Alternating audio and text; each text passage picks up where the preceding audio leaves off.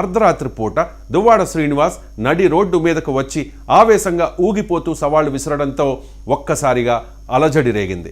ఇక మంత్రి అచ్చెన్నాయుడు, మాజీ మంత్రి ధర్మాన కృష్ణదాసులపై దువ్వాడ శ్రీనివాస్ తీవ్ర వ్యాఖ్యలు చేశారు. వారిద్దరిని ఆయన కేడీ బ్రదర్స్గా అభివర్ణిస్తూ జిల్లాలో రాజకీయాలను దిగజార్చేందుకు ఇద్దరు కలిసి పనిచేశారని విమర్శించారు. ఒకరు అధికార పార్టీలో ఉండగా మరొకరు విపక్షంలో ఉన్నప్పటికీ రాజకీయ ప్రయోజనాల కోసం తెర వెనుక కుమ్మక్కై ప్రజాస్వామ్యాన్ని భ్రష్టు పట్టించారని ఆరోపించారు. మీరేం చేస్తారో నేను ఈరోజు నిమ్మాడ జంక్షన్లో మించుమించు 11:30 అవుతుంది. మరికొద్ది దూరంలోనే టెక్కలు ఉంది, వెళ్తున్నాను.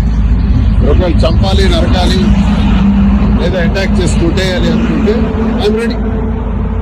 నేనేం తప్పు చేశాను? ప్రజల అభిప్రాయాన్ని మీకు ప్రశ్నించాను. మీరు ఇచ్చే రాజకీయాల్ని బయట పెట్టారు.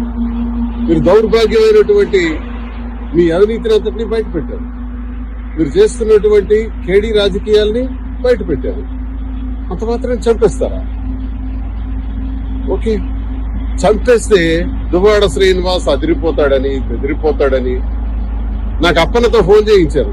దయచేసి రావద్దు, అలా వెళ్ళిపోమని హైదరాబాద్, మళ్ళీ వెనక్కి వెళ్ళిపోమని రావద్దని. అందుకే ఆపాను, ఇక్కడ కారు ఆపాను, ఇక్కడ నిలబడ్డాను. ఎంతసేపు